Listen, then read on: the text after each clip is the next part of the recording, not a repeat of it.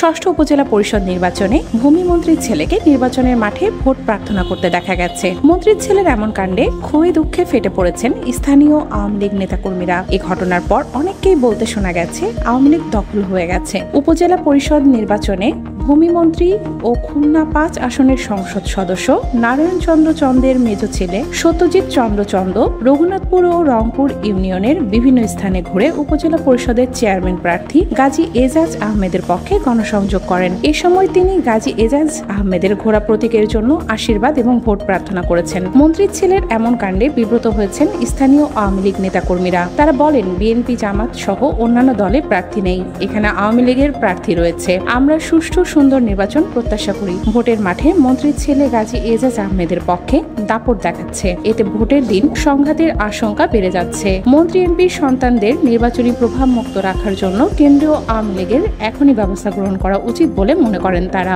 স্থানীয় আওয়ামী লীগের একাধিক নবীন ও প্রবীণ নেতাবৃন্দ ক্ষোভ প্রকাশ করে বলেন, উপজেলা পরিষদ নির্বাচনে ডুমুরিয়ায় ৩ জন প্রার্থীর মধ্যে 2 জনই খুলনা জেলা আওয়ামী লীগের সদস্য। আওয়ামী লীগ সভানেত্রী প্রধানমন্ত্রী শেখ হাসিনা যেহেতু নৌকা প্রতীক রাখেন নাই, সুতরাং সবাই স্বতন্ত্র প্রার্থী। সেক্ষেত্রে মন্ত্রীর ছেলে কারো পক্ষে গণসংযোগে নামবে, এটা সন্তোষজনক নয়। খুলনা জেলা আওয়ামী লীগের সাধারণ সম্পাদক অ্যাডভোকেট সুজিত অধিকারী বলেন, যদি কেউ নির্বাচনের আচরণবিধি লঙ্ঘন করে সেক্ষেত্রে ব্যবস্থা নেবে নির্বাচন কমিশন এবং দলীয় শৃঙ্খলা ভঙ্গ করলে আমরা দেখব। উল্লেখিত অভিযোগ আমার জানা নেই, তবে এ ধরনের ঘটনা দুঃখজনক।